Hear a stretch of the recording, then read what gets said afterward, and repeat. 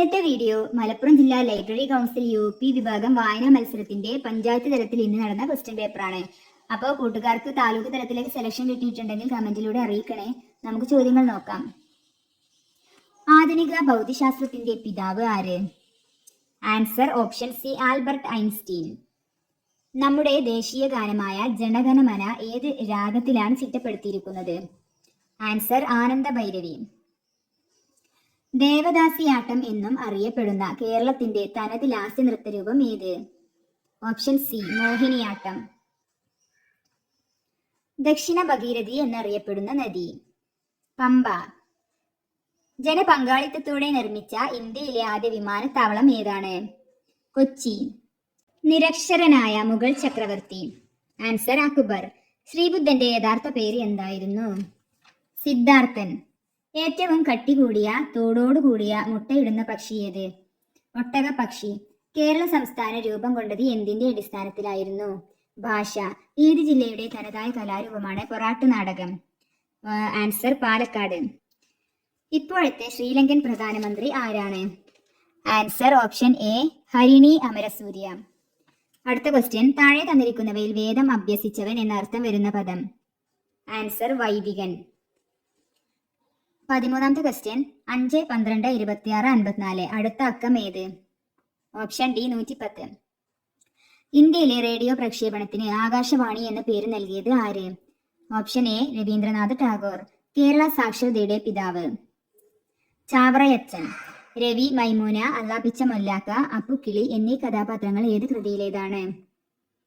Answer ഖസാക്കിന്റെ ഇതിഹാസം. 17ാമത്തെ question, മലയാള ഭാഷയ്ക്ക് ശ്രേഷ്ഠ ഭാഷാ പദവി ലഭിച്ച വർഷം? 2013. ക്യാൻസറിനെ കുറിച്ചുള്ള പഠനം? ഓങ്കോളജി. 19ാമത്തെ ക്വസ്റ്റ്യൻ, തെക്കേ ഇന്ത്യയുടെ കവാടം എന്നറിയപ്പെടുന്നത്? ചെന്നൈ. ചിരിക്കുന്ന മത്സ്യം? ഡോൾഫിൻ. മഞ്ഞപ്പിത്തം ബാധിക്കുന്ന അവയവം? കരൾ. നിൽക്കാൻ ഒരു സ്ഥലവും ശക്തിയുള്ള കോലും തന്നാൽ ഈ ഭൂമിയെ തന്നെ ഞാൻ പൊക്കി മാറ്റാം. ആരുടെ വരികൾ? ആർക്കിമിഡീസ്. ഹരിദ്വാറിൽ മണികൾ മുഴങ്ങുന്നു ആരുടെ കൃതിയാണ്? എം മുകുന്ദൻ. ഈ അടുത്തിടെ അമരൻ എന്ന തമിഴ് സിനിമ അന്തരിച്ച ഏത് ഇന്ത്യൻ പട്ടാളക്കാരന്റെ ജീവിതകഥയാണ് പറയുന്നത്? Answer major Mukund Varadarajan. ഇന്ത്യയിൽ ആദ്യമായി സുഗന്ധമുള്ള സ്റ്റാമ്പുകൾ ഇറക്കിയ വർഷം? 2006. ശരിയായ പദം തിരഞ്ഞെടുക്കുക.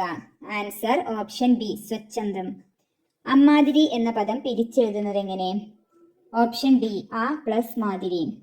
ഐ ഫോർ ആൻ ഐ എന്ന ഇംഗ്ലീഷ് ശൈലിയുടെ മലയാള രൂപം തിരഞ്ഞെടുക്കുക. ഉരുളക്കുപ്പേരി. ജീവിതശൈലീ രോഗങ്ങൾക്ക് സൗജന്യ രോഗനിർണയവും ചികിത്സയും നൽകുന്ന ആരോഗ്യ പദ്ധതി ഏത്? അമൃതം ആരോഗ്യം. പുതിയ 500 രൂപ നോട്ടിലെ ചിഹ്നം? ചെങ്കോട്ട. ഇനി നമുക്ക് വായിക്കാൻ തന്ന പുസ്തകങ്ങളിലെ ചോദ്യങ്ങൾ നോക്കാം. ചാൾസ് ഡാർവിൻ അവതരിപ്പിച്ച പ്രസിദ്ധമായ സിദ്ധാന്തം ഏത്? ആൻസർ പരിണാമ സിദ്ധാന്തം. ആനയെ വീഴ്ത്താൻ ഉണ്ടാക്കുന്ന ചതിക്കുഴിയെ എന്താണ് പറയുക? വാരിക്കുഴി. വിശപ്പും കണ്ണീരും എന്ന കഥയിലെ അപ്പുവിന്റെ ഏറ്റവും വലിയ ആഗ്രഹം എന്തായിരുന്നു? ഉച്ചക്ക് വയറ് നിറച്ച് ഉണ്ണുക. ഡാർവിൻ മനസ്സിലാക്കിയ ജീവപരിണാമത്തിന്റെ രഹസ്യം എന്താണ്? പാരമ്പര്യം. എസ്.കെ. പൊറ്റക്കാടിന്റെ പ്രസിദ്ധീകരിക്കപ്പെട്ട ആദ്യത്തെ കഥ ഏത്? അതാണ് രാജനീതി.